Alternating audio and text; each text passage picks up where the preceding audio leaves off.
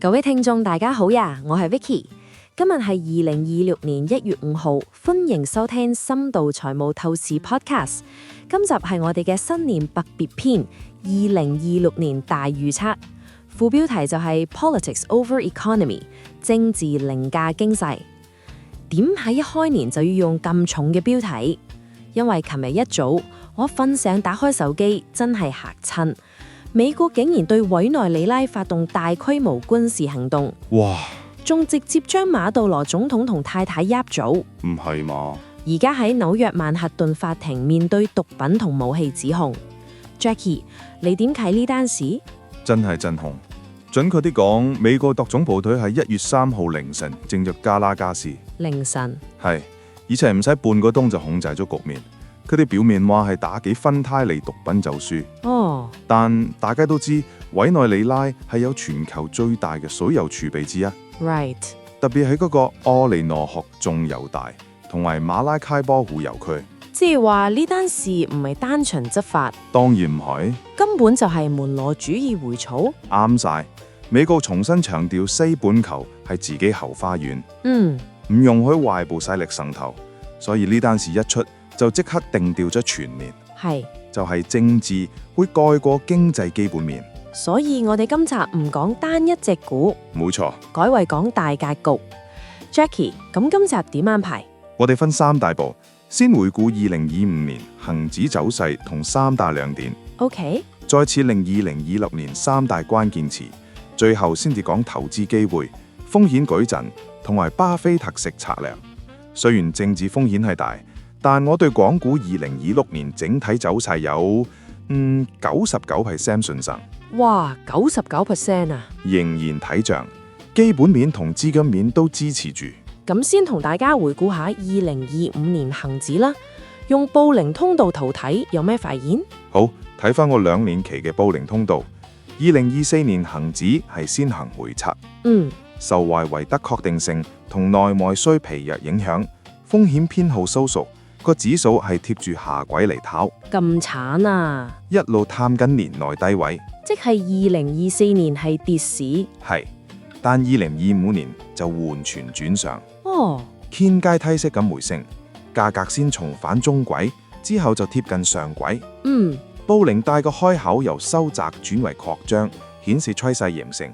買盤好強勁，係回調不破中軌就係強勢整理。動力係咩嚟㗎？3大動力：企業盈利改善、AI 新經濟帶動、AI 係同南向資金強勁回流。全年嘅升幅大概係30%。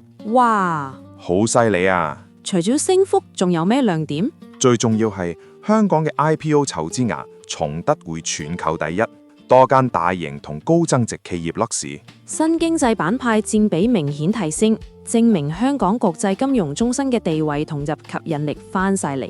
資產市場又點啊？顯著永遠，股流雙升。呢個大家都感覺到。財富效應帶動內需同企業投資意願，成交量同南向資金淨入量都好強。2025年真係一個轉捩點。好，咁2026年嘅3大關鍵詞係咩呢？第一個，生成式 AI 嘅進化同商業應用。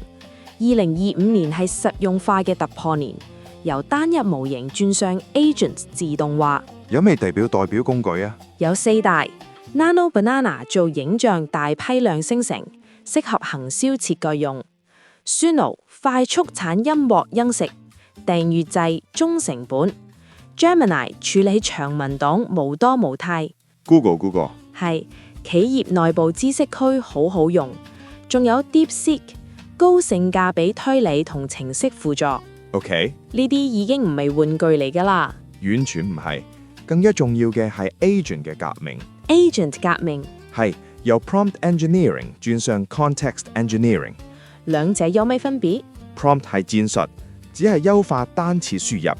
Context 係戰略係系統式嘅設計，包括 RAG 檢索、任務狀態管理、長期記憶、結構式輸出，呢啲先至係決定 agent 上限嘅嘢。哇！令到啲任務穩定、可重現同埋可審計。有冇實際例子？有 Manus 嗰個案例，佢個 automation workflow 分4步，先係廣泛網搜收集資料，再整理成 Markdown 筆記在菜腦，跟住轉成結構式任務清單，再自力執行代碼同瀏覽器操作。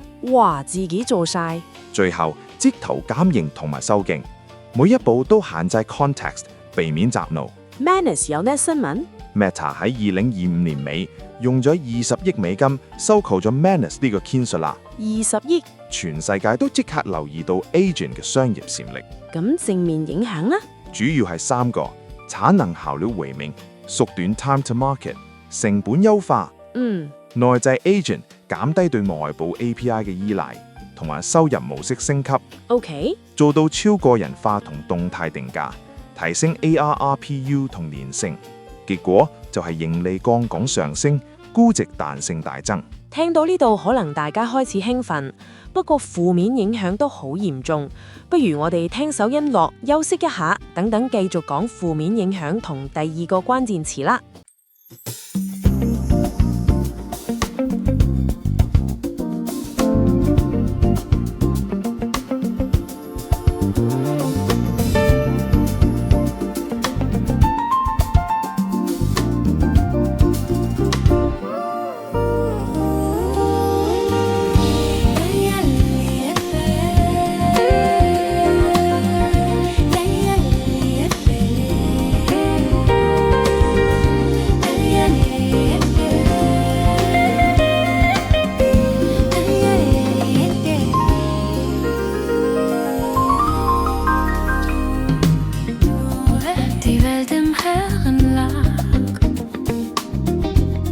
bis meine Stimme klang.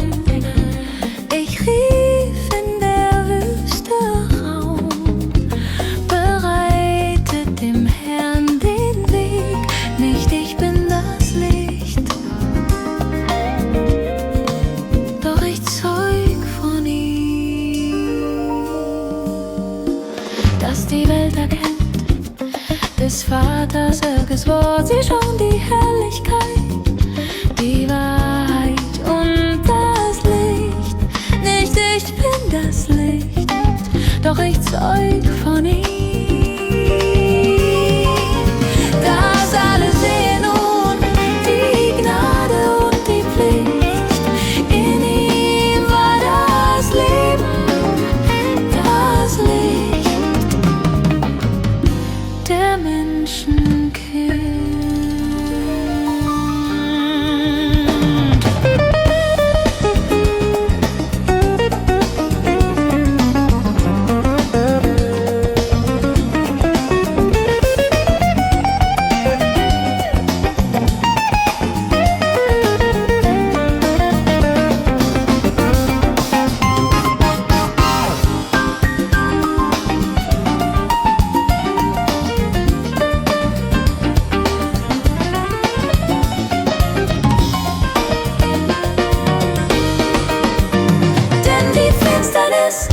War ich seinem Schein zugleich, wer ihm nachfolgt fortan, wird wandeln ewiglich.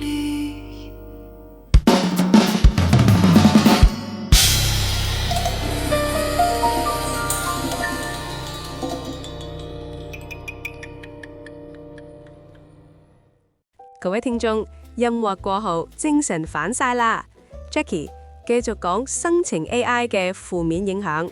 負面有3大：一 K 型社會加劇，知識勞動比取大，基礎程式、文案、翻譯等初級職位消失，新人職涯斷層。即係話好多人會失業。係。2黑警風險，多步推理不透明，決策錯誤難追責，法律合規同商譽風險大。第3呢？數碼鴻溝擴大，識 context engineering 嘅人生產力倍增，唔識嘅被邊緣化，薪資機會兩極化。勞動者一定要學識用 agent， 先唔會被淘汰。轉第2個關鍵詞：資源與能源。AI 算力爆發，帶動用電同冷卻需求急升。全球數據中心電力預測，2024至2028年複合增長15%以上。點解咁急升呢？ AI 伺服器單機功耗係傳統企背，高密度算力迫使冷卻由風冷轉液冷 ，PUE 改善成關鍵。科技巨頭簽綠電 PPA 同核能合約，電網升級係瓶頸。即係話邊啲板塊受惠呢？公用事業、儲能 BESS、變電配電設備迎來超級周期。稀有資源呢？稀土、黃金、白銀都係戰略物資。稀土最重要，用喺用磁材料同電柱核心。EV、風電、AI 機械人需求大。供應情況點啊？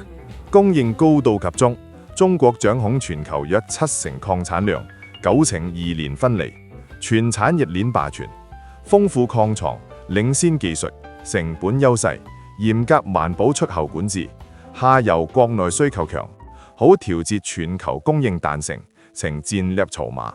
能源轉型點講呢？供應側線，風光裝機擴張，儲能補風填谷，成本側線。PPA 鎖綠電，碳稅 ESG 推升傳統能源成本。投資啟示係咩呢？聚焦有護塵好基建，公用事業穩定現金流，儲能成本整合，電網現代化變電配電設備，高能耗產業有評估成本傳達能力，油庫航運受地緣風險議價受益。第三個關鍵詞：國際關係同戰爭走向。就係開頭講嘅委內瑞拉事件核心，民羅主義會裁，美國聚焦西半球，確保能源安全，莫指圍捕食力。同時有咩變化呢？NATO從落幕化，美國減少歐洲投入，歐洲要自負國防同能源自主。Global South 崛起 ，BRICS 擴容，去美元化快速，本幣結算 CIPS、M-Bridge 推進。香港有咩機遇呢？香港作為全球最大外岸美元池，承擔跨境貿易結算匯流，資金池深度增強，人民幣計價黃金金屬合約匯率對沖工具增加，點心債、綠色債發行放量，吸引 Global South 資金。去美元化係長期趨勢，但短期仍受地緣波動影響。好多數據同圖表啊，聽眾要慢慢消化，不如再聽首英國。休息下，等等講國際關係嘅具體市場影響同投資展望啦。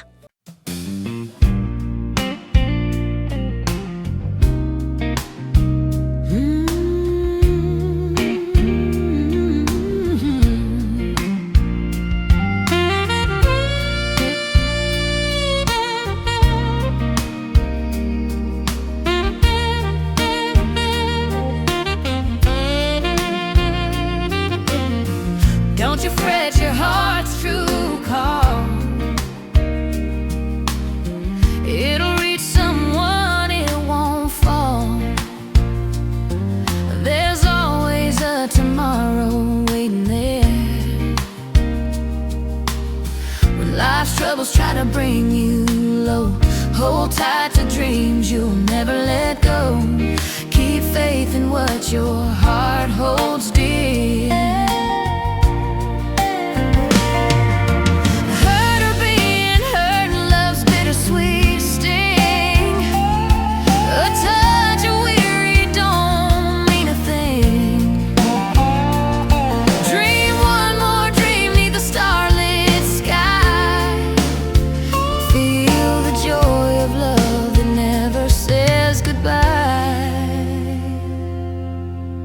When you spot a star shooting across the night, make a wish and we'll chase it till it's right. This place will come where hearts align.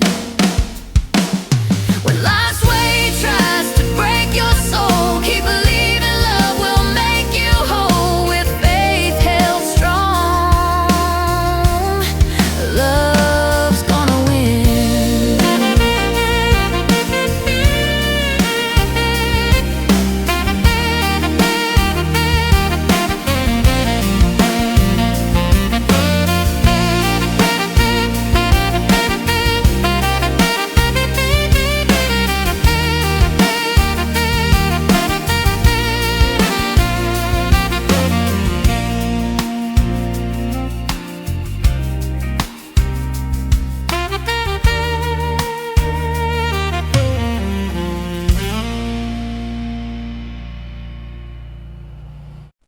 各位聽眾，音樂過後，我哋即刻進入最後衝刺啦。Jackie，不如你同我哋詳細講下委內濟內事件對個市場究竟有咩影響啊？ OK， 主要個3個影響。第一就係個公警風險業價會上行。如果制裁加劇或者軍事升級，奧連諾科嗰個重油大出口就會受限，咁樣會令到近月油價速線嘅 backwardation 強化。咁相關嘅資產又會點樣受影響啊？首先喺委內濟內經營嘅油企，佢哋嘅資產有凍結風險。哇！然後成個拉美地區嘅股、匯、債短期都會受壓。仲有加勒比海航運嘅架戰險費會急升。咁我哋有啲咩關鍵嘅觀察點啊？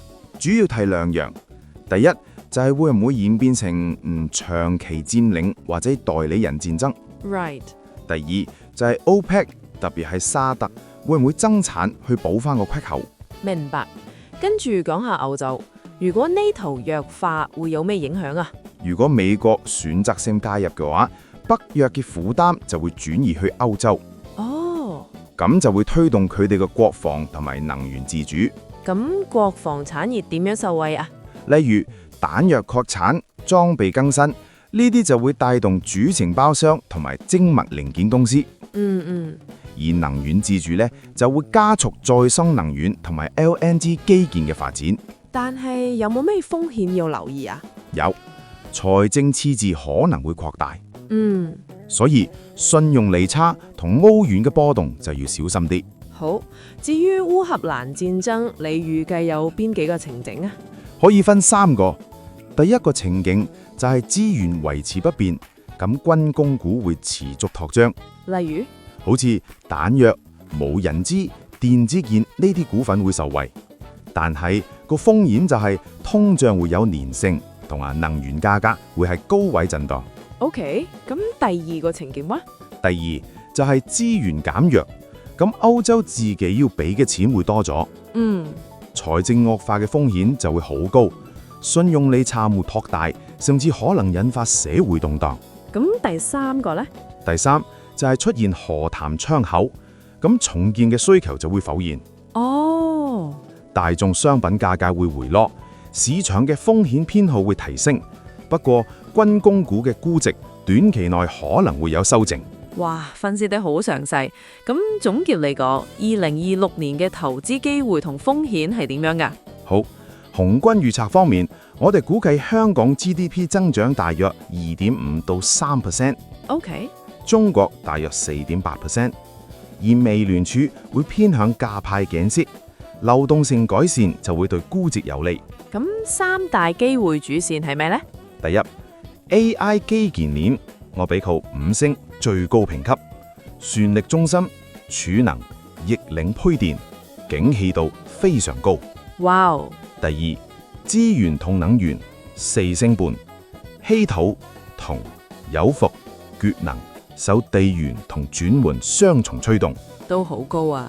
第三，港交所嘅新生態4星 ，IPO 重海，新經濟企業入數籌，再融資都會變得活躍。咁風險方面嘅舉陣你點睇啊？好，地緣衝突如果急升，最傷嘅就係資源同能源板塊。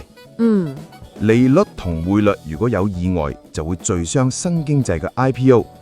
而政策監管嘅變動就係資源能源板塊最敏感，所以結論就係一定要分散配置。好多人關心港股到底有冇機會破頂呢？我認為有，目前嘅 forward PE 大約係11.2倍，歷史高位係13.5倍。單係估值收復空間已經係20.5%。P/B 方面而家係1.23倍。可以升到1.45倍，個空間都有17.9%，加上股息率3.3%，吸引力好強。咁資金鏈又點支持啊？南向資金持續零買入，外資亦都回流緊。AI 新經濟嘅 IPO 潮會推高馬市嘅風險偏好。其實要破頂，只需要比舊年10月嘅高位再升差唔多2成。有資金面同埋催化劑支持，我認為係合理可達嘅目標。咁喺呢個動盪嘅一年，我哋投資者應該點樣應對呢？學法巴菲特咁，記住3重點：第一，善金為王，降低龍槓，留低啲子彈等錯殺機會。好。第二，多維度分散，要跨區域、跨板塊、跨九區去構成一個反脆弱嘅構造。OK。第三，情景預案，要嚴守止損紀律，針對好似油價飆升、衝突升級呢啲嘅腳本，預先設定好策略，拒絕情緒化交易。好，到今節尾聲 ，Jackie 有冇最後補充？我想維深一點，就係股市嘅大趨勢，我係睇漲嘅，信心有99%。耶！但係政治同 AI 嘅變化會帶嚟波動，所以大家一定要有耐性同紀律，善耕加分散，先至係動盪年份嘅王道。講得太好啦，多謝 Jackie。好，最後不如你幫我哋讀埋個免責聲明。好嘅，免責聲明：本節目內容僅作義教、學術研討同埋一般性資訊分享，並唔係任何證券或者用做嘅投資工具嘅邀約、招攬、建議或者保證。投資係涉及風險嘅，價錢可升可跌，過往表現並唔代表未來。請大家根據自己嘅目標同風險承受能力，自行評估同諮詢專業人士。好多謝大家收聽深度財務透視2026年大預測，我哋下次再見，拜拜。拜拜。